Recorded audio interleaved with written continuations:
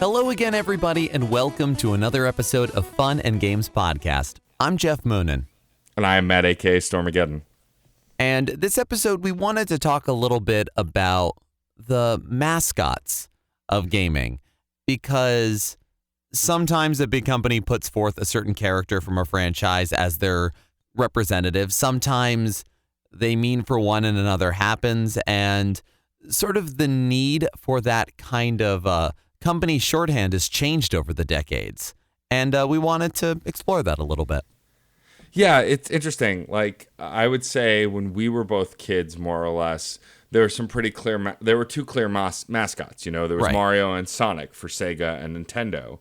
And while there were other characters that were recurring on each console, like your, Legend of Zelda, your Metroid, or like on the Genesis, there was Vector Man and Streets of Rage, like franchises that were specific to those consoles, nobody else was really considered a mascot except for Mario and Sonic. They were always considered to be in direct competition with each other at all times and were the video game representation of those entire consoles and that entire console generation of Nintendo, Super Nintendo, Sega, regular Genesis, regular Sega and the Classic, and then the Master System and the Genesis. Yeah, and it makes for a nice, easy imagery, whether you want to diss the other company in your game, or you're a journalist and you want to showcase the head-to-head action of Super Nintendo versus the Sega Genesis, or the like. You just have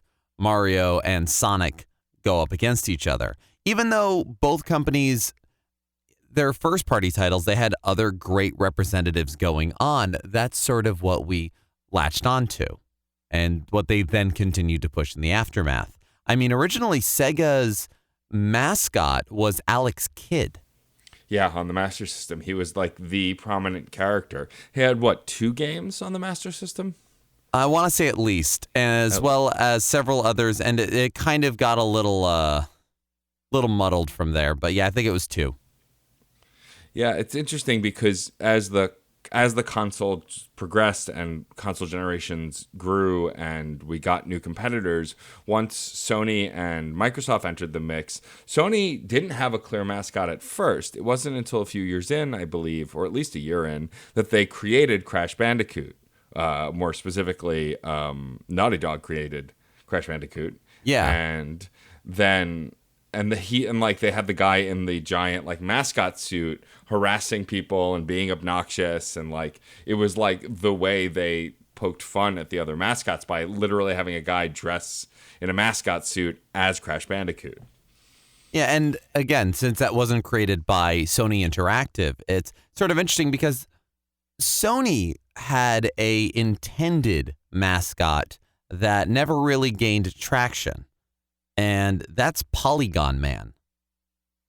Have you seen Polygon Man, right. Matt? Yes, I have, yeah. Yes, the big master hand boss of the PlayStation All-Star Battle Royale rumble of not Smash Brothers-ness. Because Sony was pushing 3D, so they had it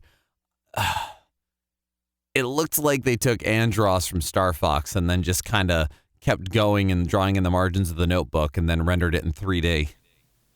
Yeah, it's really interesting. Like, he's got, like, his facial features are similar, but he's got, like, this kind of spiked head, I guess, to represent hair, almost. Yeah. It's very odd. Yeah, and again, kind of looking at the different aspects here sort of before, while we're doing an overview, Sony also has other mascots that never were really used outside of Japan. There is the Sony cat, Toro. Oh, yes, that's right. Who has also, they had their own game. They have sort of appeared in some form on every Sony platform. They are, if you don't necessarily, as an American gamer, you might actually recognize them, but not know the name or know the significance. Well, yeah, because I believe you can make your PlayStation icon one of those cats, and I believe those cats were featured in PlayStation All-Stars as well. Yes, that is where I see them. Yes, one of the default PSN avatars is Toro and Koro. But yeah, and what's really interesting is in the original console generation, again, it was mostly just two characters. There were other characters that were considered mascots, but for the most part, those two were it, and they were first party. They were made by those companies. But then as we grew beyond, like with Sony, as you said, they had multiple mascots, and not only just the Sony mascots or Crash Bandicoot, but like other mascot forward games, your Ratchet and Clank, your Jack and Daxter, your Spyro the Dragon, all of those I think were intended to be like the next big mascot, and none of them really stuck. I mean, Crash did for a while, and like Crash had been on every console for a while, but then by the time we got to the PlayStation 3, Crash kind of wasn't really around anymore until his recent resurgence, and he's not even associated with Sony anymore because in the PlayStation 3 era, he wasn't exclusive anymore. He was on all consoles at that point, and his games were Crash of the Titans, and then whatever the sequel to that was multi-platform. That's true. He was no longer an exclusive, and same for Spyro because Spyro branched into the Skylanders franchise, and like those exclusive characters didn't remain. Whereas we haven't talked about Microsoft yet. Microsoft didn't really have a fun and cuddly mascot like everyone else. I mean, pretty much their poster child has been Master Chief since day one, who's a cool character, admittedly, but still kind of plain on the eyes. He looks like a basic Space Marine. You know, there's not a lot to the character. With their mascot, it was the game selling the mascot, not the other way around. Halo's popularity was because of how good the game was, and Master Chief just happened to be the poster child for that game and the console. Oh, and that's another instance of the game and the popularity pushing the mascot rather than marketing, because Microsoft was also kind of, at that point with the Xbox, they were trying to push a mascot because, and it's kind of an interesting one because I feel it is the last of a certain age. The mascot they were trying to push was Blinks. Oh, which is right. The cat from Blinks the Time Sweeper. That's right. I forgot about him. It's Blinks is easy to forget. I'm sorry. And I say that Blinks is a bit of an end of an era because there was also in the 16-bit era a big push towards trying to make mascots with attitude. Yes. The mold and model of Sonic the Hedgehog that then led to Arrow the Acrobat, that led to Bubsy, that led to Earthworm Jim, that led to, I mean, I'm not saying this in a lineage way. I'm saying the primordial mold of mascot with tude, apostrophe Tude. And I know there's so many others that I'm not thinking of right now, but that sort of idea, and there's so many I can't think of because they didn't really stick. Because it's chasing a lightning in a bottle idea. It's trying to recreate the trappings of something while not necessarily understanding what makes it work, or that even something works because it's unique, and then just trying to duplicate it gives you no traction. I mean, one can argue about the popularity of Sonic over the last 20 years, but, you know, he's remained relevant. Yeah, and also he's still a mascot for Sega, but Sega is no longer a hardware company. They're a software company. Correct. And, you know, him, and like when we were kids, we never thought that Sonic and Mario would ever be on the same system, whereas now they've been in many same games, not just the same system. Yeah. But also as these mascots grew and ebbed and flowed, other characters came along, and as the gaming scene grew, there were more and more independent developers creating games and creating characters. I mean, look at one of the companies that's worked with Nintendo the longest and pretty much has worked with them exclusively.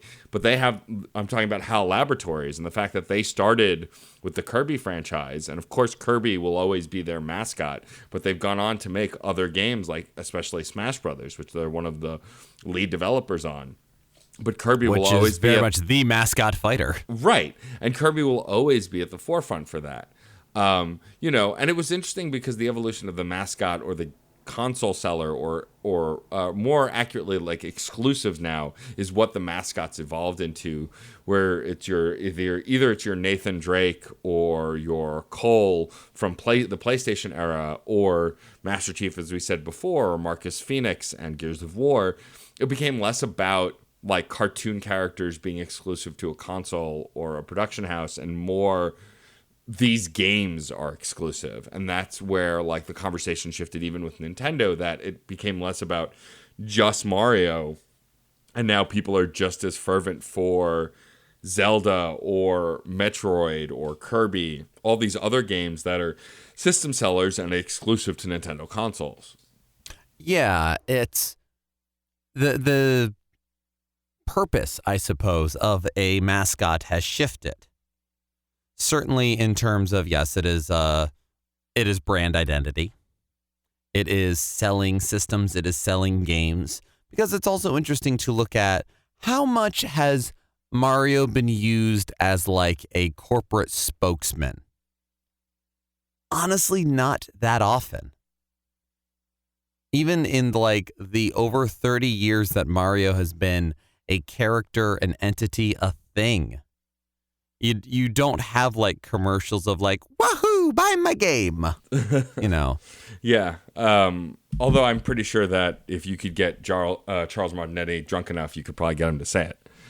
I mean, he says thank you for playing my game, but that's a whole nother thing. That's all a different thing. No, yeah, and it's interesting too, because when the conversation started to shift and we talked about exclusivity seems to be something that's starting to go the way of the dodo a little bit, as Microsoft and Nintendo continue to partner and try and promote crossplay. And like the upcoming Call of Duty, though I don't care about Call of Duty that much, is promoting crossplay, and that it'll be one of the first games that you can play on any console together, whether it's PC, Xbox, PlayStation, which is really exciting.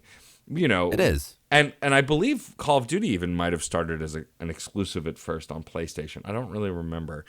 But like the idea, tell you. The idea that these different games are less linked to individual consoles. I mean, think about, we mentioned earlier, Smash Brothers was a mascot fighter.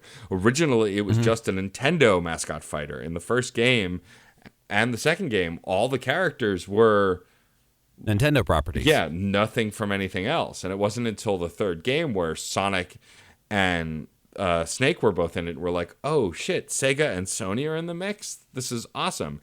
And that was back when Snake was exclusive to Sony, which now isn't even the case anymore. And that at that point, Twin Snakes had happened. Oh, that's true. And it is still more or less exclusive to Sony, or was until the franchise died when Kojima left. there is association with Sony, even if there are games on other things. Yeah.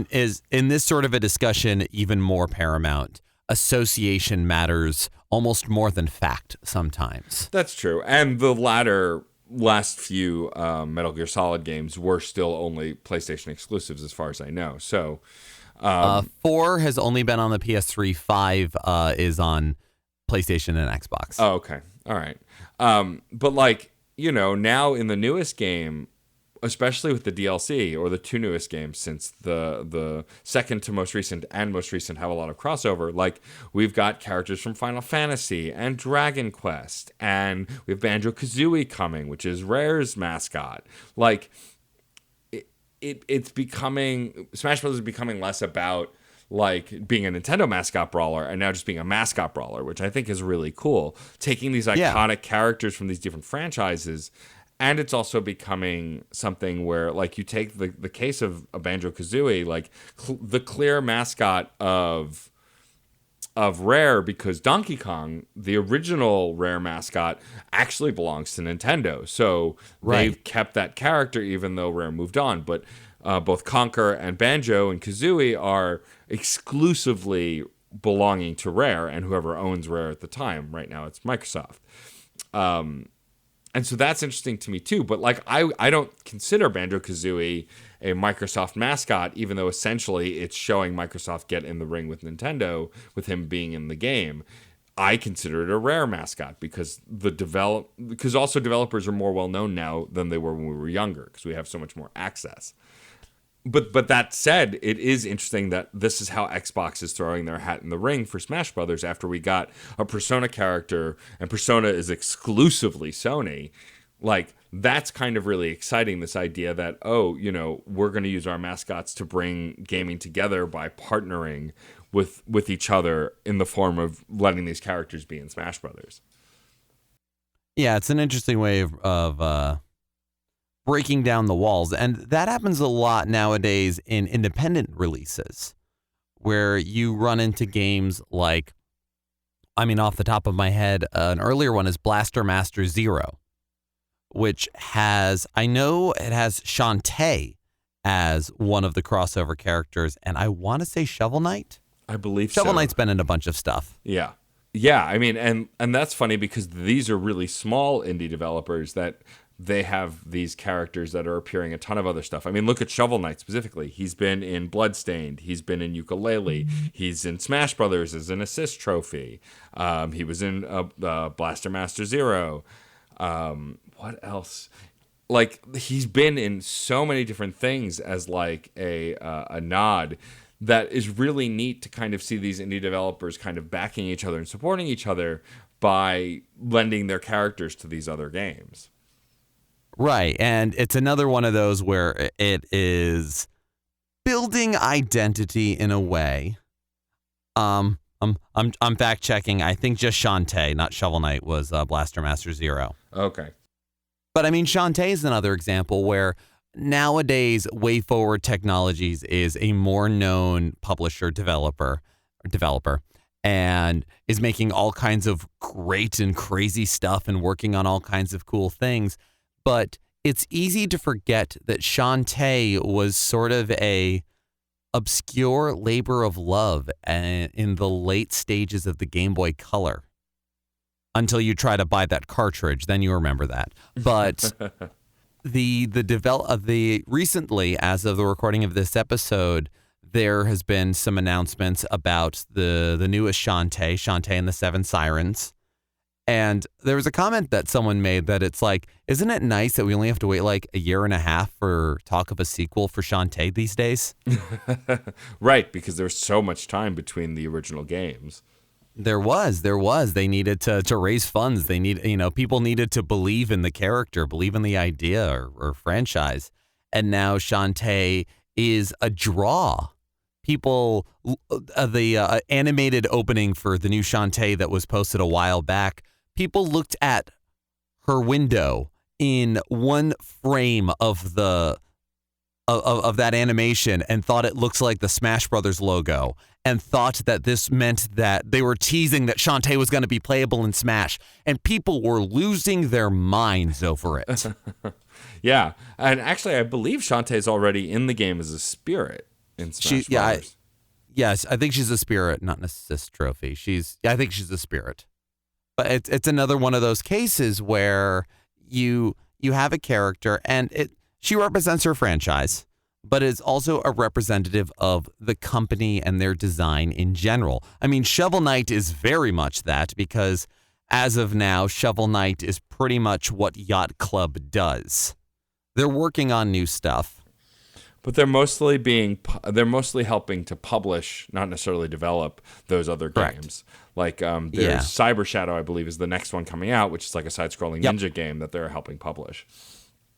Yeah, and WayForward is also working on new things that are, they've done like Mighty Switch Force and a bunch of other things, but one that's really on my mind right now, which is another interesting sort of pivot in this discussion, is, have you seen the trailer for River City Girls? I have.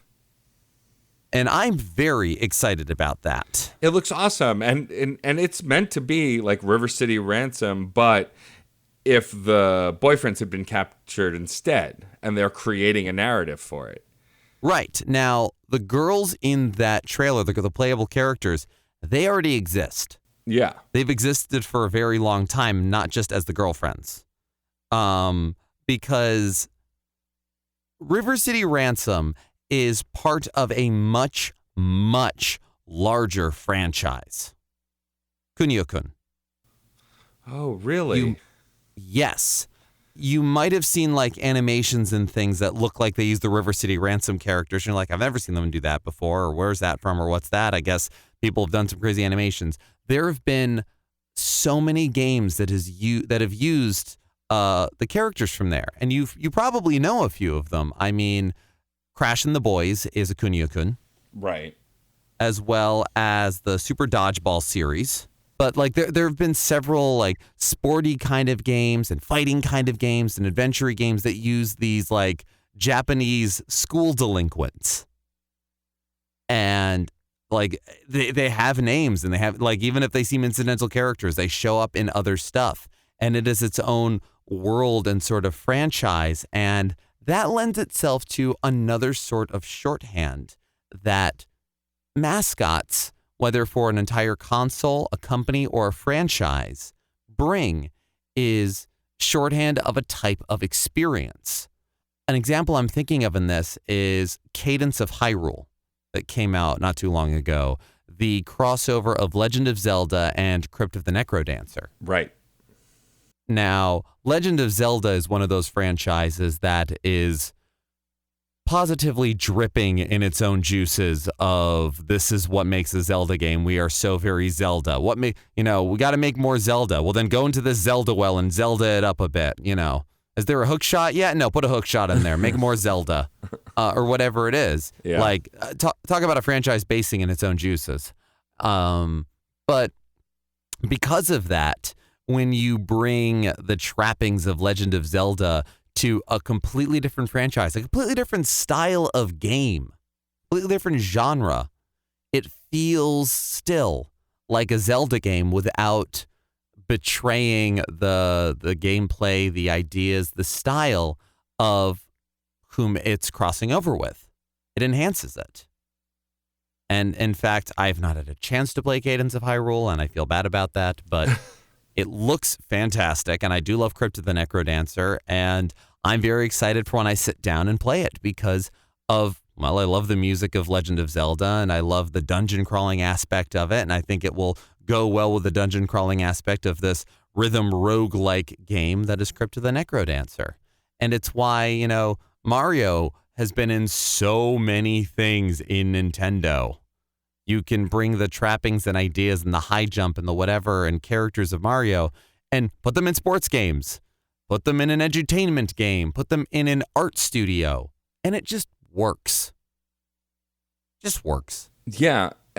And what's interesting is as these different companies grow those franchises, or the companies themselves grow, they might even find they have multiple mascots on their hands. I mean, I say the word Capcom, and there's a strong chance the first thing anyone will say is Mega Man.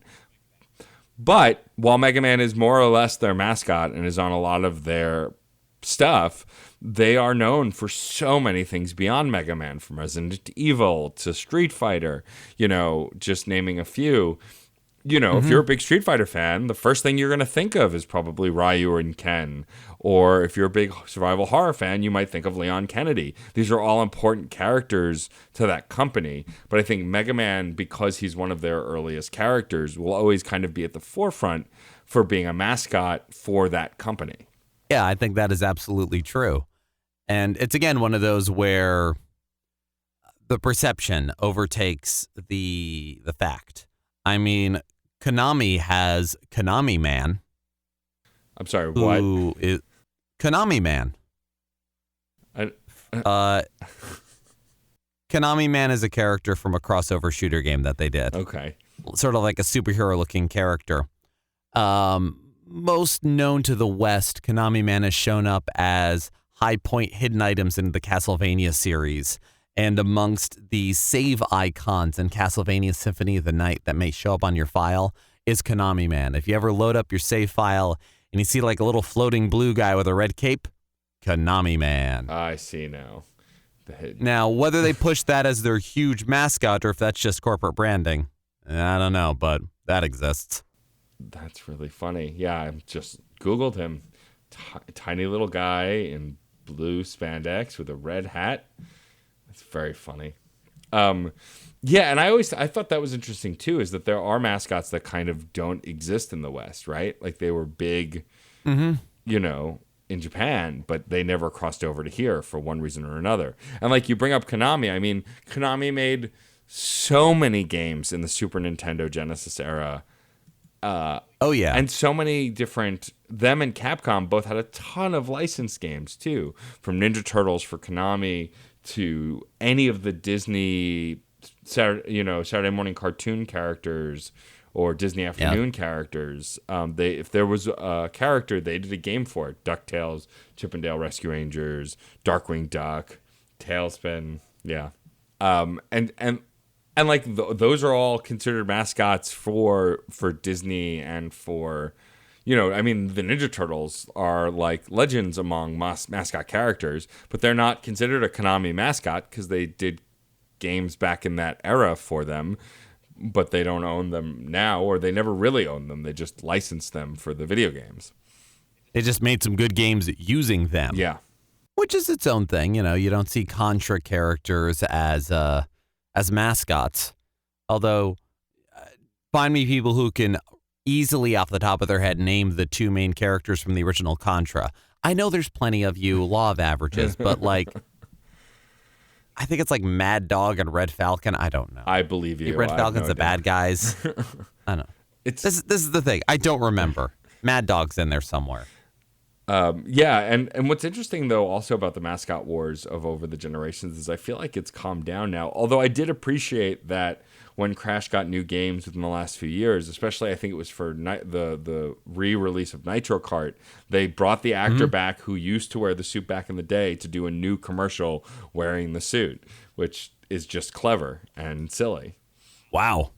But also I can't think of a new mascot that's come around recently. I know that there have been re-releases of existing mascots, like Ratchet and Clank getting a re-release of their game after they had a movie made. Mario constantly getting new games. Sonic, for better or worse, constantly getting new games. Shovel Knight's probably one of the recent ones. Yeah, I would say Shovel Knight and Shantae. But like, of the major consoles, I can't think of a new exclusive. Like, well, actually, I can. The newest mascot character to be created for Nintendo is probably the Inklings from Splatoon. From Splatoon, yeah.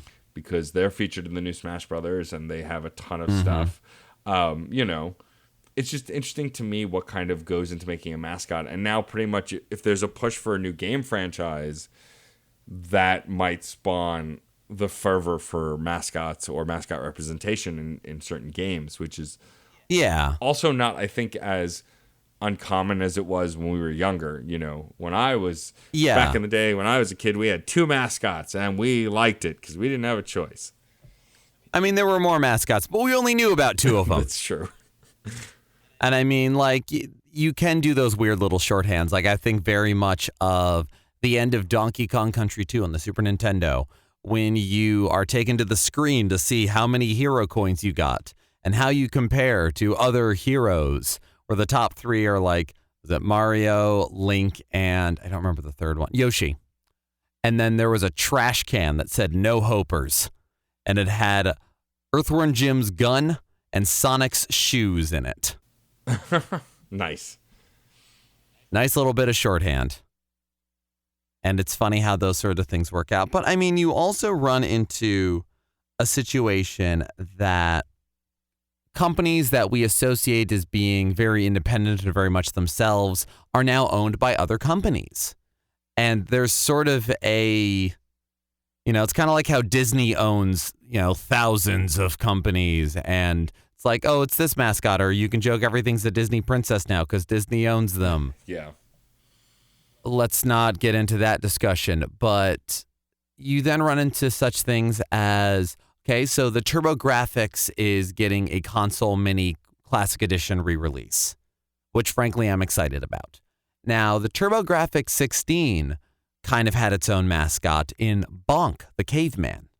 And the TurboGrafx 16 was published, developed, put out by Hudson Soft, a company that has 2 sort of mascots, Bomberman, as well as its own logo, the Hudson Bee, which has shown up as power-ups in different games and is just a little shorthand thing there. Now, all of that is owned by Konami, who are putting out the TurboGrafx Mini. Right. So is Bonk now a Konami mascot? Technically. Yeah, that's true. But Bonk is a mascot of the TurboGrafx 16/PC engine, that console. So, these lines are drawn, whether legal or true. We know where these lines are drawn as well. It's a strange sort of thing, because if you're using them for advertising, you see them. It doesn't matter who they actually belong to. What matters is who you associate with them. Right. You see Sonic the Hedgehog, you don't immediately think Nintendo. No, you think Sega, but it's very likely, at least for me, if I were to buy a new Sonic game, I would buy it on the Switch. I would buy it on a Nintendo console. Right. And you know what? Maybe there are some damn kids these days that don't have this quick association, but this is what develops over the years. Mascots are created and discarded by the public and then the company. Some of the allegiances and lines change, but we still see, I still see Banjo-Kazooie, and I think of Nintendo, even though they've been owned by Microsoft for 15 years at this point. Yeah. Maybe that says more about me than gaming at large, but that phenomena itself, what manifests for me may not manifest for you, but I'm sure you have those moments too. You, Matt, and you, the listener. Well, yeah, I mean, Castlevania to me will always be a Nintendo game, but the reality is that one of the most famous Castlevania games is actually a PlayStation exclusive that has yet to be released on a Nintendo system, which is Symphony of the Night, which we usually don't go more than 2 or 3 episodes without talking about. But that's, while there were plenty of great exclusive Castlevanias for the DS and 3DS and for the Nintendo and Super Nintendo, one of the most famous entries in that franchise is a Sony exclusive. Although it was released on the Xbox Live Arcade at one point, but for the most part is now only playable on Sony products. It's just really interesting to me. But Simon Belmont, to me, like him coming to Smash Brothers, seemed like a no-brainer for me, because Simon is a Nintendo character. He is, while he's a Konami character, he's a Nintendo character, because Simon originated on the Nintendo. That's true. And while Simon has appeared on non-Nintendo systems, usually in re-releases, Simon Belmont has been a playable character on the Sony PlayStation thanks to Castlevania Chronicles. Right. But again, Simon Belmont, Nintendo. Yeah. Castlevania 1, Castlevania 2, Castlevania 4, Simon Belmont, Nintendo. That's the association, and that's what works. Right. Well, like, to me also, Mega Man was always a Nintendo character, because in the early days he was, and it wasn't until the third or fourth generation where, like, he was then on Sony, he was on the PlayStation, and he became more multi-platform. And then when they went back to the retro stuff, and then but Mega Man X was all on Nintendo consoles until Mega Man X4, and then it was only on the PlayStation. And it's just so interesting to me, those shifts. I mean, a lot of people consider Final Fantasy a Nintendo franchise, but it's But there's a bunch of people that I'm sure considered a Sony franchise based on when you got into the series. Right, which is really interesting. And while now it's multi-platform again, and something like Kingdom Hearts was originally only Sony, but is now Sony and Xbox. And I imagine if they ever can create a version that runs on the Switch, it'll be on that too. Like that was, that was born out of Final Fantasy, which at that point was exclusive to the PlayStation. It wasn't until... I mean, the fact that Crystal Chronicles came out was a huge deal, because it was the first time Final Fantasy was on a Nintendo console since Super Nintendo. Right. And then eventually, we got the re-releases on the DS and 3DS and mobile and PC. And, since then, Final Fantasy has been multi-platform. But for a long time, it wasn't. I mean, a ton of what were only exclusively Sony games are now on the Nintendo Switch and on Nintendo for the first time. Final Fantasy 7, 8, 9, 10, 12 are all on the Switch. And that's the first time any of those games have been on a Nintendo console. Yeah, it's true. And it's sort of interesting how when a re-release happens, it doesn't necessarily change these preconceived notions. We just go, oh, it's just a re-release. Sure. Final Fantasy IV was originally on the Super Nintendo, but it's been on the Game Boy Advance, it's been on the DS, it's been on the PSP. It's been on the PSP. And it's not a Sony entry though. It just did. And I think some of that is also the way that Sega has re-released its back catalog several times across other consoles, Genesis collections, Sonic collections, that you play them on other consoles and that feels fun and interesting and, I don't know, disruptive or subversive if that's how you feel about it. But it still feels like Sega Genesis. It feels like Sega Saturn. It doesn't feel like Nintendo. It doesn't feel like Sony. And I think the same thing, too, with the Final Fantasy re-releases. And maybe that's because we were there when, aware and paying attention when Final Fantasy VII first came out. And what a big piece of its entire release, its $1 million budget of marketing was linked inextricably to the Sony PlayStation. And even now, the Final Fantasy VII Remake, when it starts coming out next year, will be on PlayStation. Yep. So despite, little side detours, and Shovel Knight can show up in Bloodstained. Still belongs to Yacht Club. Shantae can be a part of other games and be referenced. Still a part of Way Forward. And I like that the borders and boundaries are a little softer now, because at the end of the day, it is a brand and franchise identity, and showing up in other games or being a part of it or having, your version of it is only going to strengthen that. Yeah, for sure. I feel like also we'd be drum out of the gaming community if we let a conversation about Final Fantasy and mascots go without mentioning chocobos or moogles, because they are ubiquitously the mascots of the Final Fantasy franchise. And there are other characters, but without a doubt, those two things will appear in every single Final Fantasy game. No, I would argue that they're not mascots. I feel the mascot of Final Fantasy is Crystal. That's true. It is always Any crystals. crystal. Yeah, that's true. It is always crystals. Of some kind of element. Yes. Now, chocobos and moogles and cactars and tonberries are all adorable and notable shorthand pieces. And maybe they are mascots of their own specific particular games. Fortunately, chocobos have not changed vastly in appearance. Cactars are ever eternal. They are the same shape. Moogles have changed a little. Yeah. Tonberries are more or less the same. But they also make for very good shorthand. You don't necessarily have to have a spiky-haired protagonist with angst and a big sword show up. But if you've got a little weird turtle man with a chef's knife, or a bird that goes wark, or what have you, you are putting a little Final Fantasy in whatever's going on, whether Square Enix permitted it or you're just saying, please don't sue. Well, also, I feel like tonberries are shorthand. Also, if you have an experienced Final Fantasy fan who runs into a tonberry early in a game, they run the fuck away. Whereas an inexperienced player would probably go, oh, look at the cute little thing. Let's kill it and then die. Which, to me, that is hilarious. Although at that point, you might not have killed enough enemies for everyone's grudge to do much damage. That's true, too.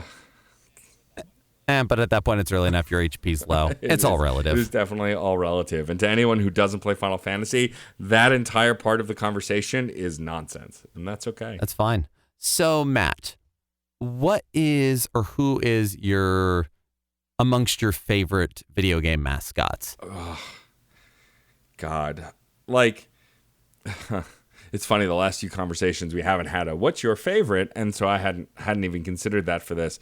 It's really hard. Yeah, I'm picking it up. It's really hard for me because, like, it boils down to I got into gaming in the Nintendo Genesis era, and so, like, one of those two mascots. But the truth is, as much as I love Mario, and I love Mario games, that's how you say it. Get out of here with your Mario. You've made a lot of North Jersey very mad at you. Very mad. That's fine. I love his games, and like still playing Mario 64 for the first time is like one of my defining moments in gaming. But I don't think he's my favorite character mascot. Like I like playing his games, And then with Sonic Yeah. was always my favorite growing up. But to that end, Sonic recently, with the exception of Sonic Mania, which is fantastic, and whatever the Sonic Forces was okay. Mm-hmm. Like it was definitely not the worst 3D Sonic game, that's for sure. That's true. Sonic has not had a strong presence of success, and so in my head, I wonder if he's still my favorite. And then when you look at the more modern mascots, like I'm excited about the Spyro HD remaster coming out on the Switch, the Ignited trilogy, because I never played those games ever. I never played a Ratchet and Clank game until the re-release was a PlayStation Plus free game, and I played it and I loved it. I blew through that game. But like a lot of those franchises and mascots I missed out on. Crash Bandicoot, I didn't have a PlayStation, so I didn't play any Crash Bandicoot games until the Crash of the Titans games because they were multi-platform. Yeah. So it's really hard. I mean, I think to backpedal and stop stalling, That's fine. I would have to say, well, let's hear. I'll give you two because I can't narrow it down to one. My favorite. That's why I said amongst. My favorite franchise mascot who has discontinued or has not had a good game in a while is Earthworm Jim. I love the cartoons. I love the toys. I loved the games. His 3D game was terrible, and the re-releases on the arcade were okay, but they changed a lot. Right. My favorite mascot of all time has to be Mega Man, I think. Mega Man. Nice. Mega Man 2 was the first Nintendo game I ever played, and one of the first video games I ever asked for. I remembered a friend having it. Actually, that's not true. Mega Man 3 was the first one I ever asked for. Mega Man 2 is a game I borrowed and fell in love with. And then over the years, I just loved him more. And then as the franchise grew, Zero became one of my favorite characters in all of the Mega Man universe, because he's mostly a more badass Proto Man at that point. Yep. But yeah, I'd have to say, going all the way back to my roots in gaming, if I had to pick one mascot who is my absolute favorite, it would be Mega Man, especially since with the recent release of Mega Man 11, I loved that game. In fact, I should go back and play it again, but I really enjoyed it. And I was worried I wouldn't because I didn't like the demo. But when I finally sat down with it, with the new mechanics and the new bad guys, I actually ended up really enjoying it. So yeah, I think my favorite will have to be Mega Man. And just a random shout out to Mega Ran, who does awesome Mega Man related music and more. Very cool. Geoff, who is your favorite video game mascot? Okay, I got a real asshole answer. Oh, here we go. Aren't all your answers asshole answers? That's up to you. It is Segata Sanshiro. I'm sorry, what? Segata Sanshiro. Segata Sanshiro is a corporate mascot. I believe he was in one game, so he had a game. He was created for commercials. And, oh my God, he is an icon of gaming. Oh, he's that Ronin guy, right? Like a kung fu character, wasn't he? He is a judo master. Thank you very much. All right. And you will play Sega Saturn. Sega Saturn Shiro.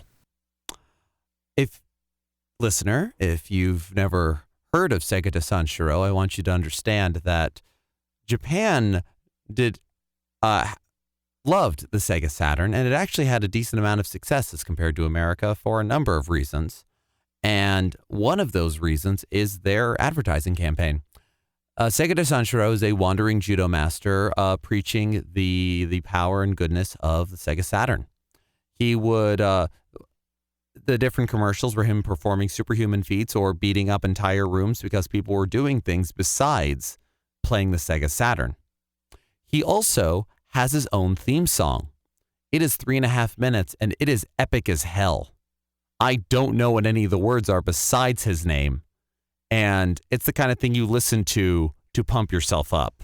It's great. The chorus of it shows up in some of the commercials. After a while, he's just sort of doing crazy things sideways related to whatever game they're advertising.